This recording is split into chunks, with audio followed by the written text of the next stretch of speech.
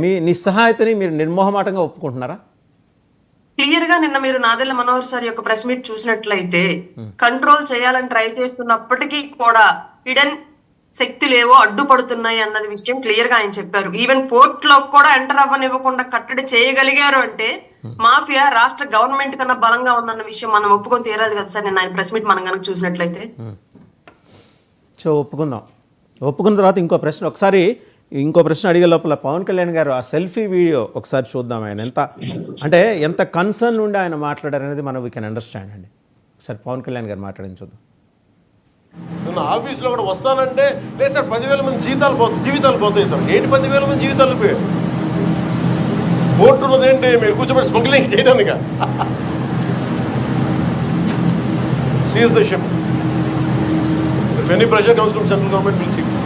Write a note to Home Ministry, send a note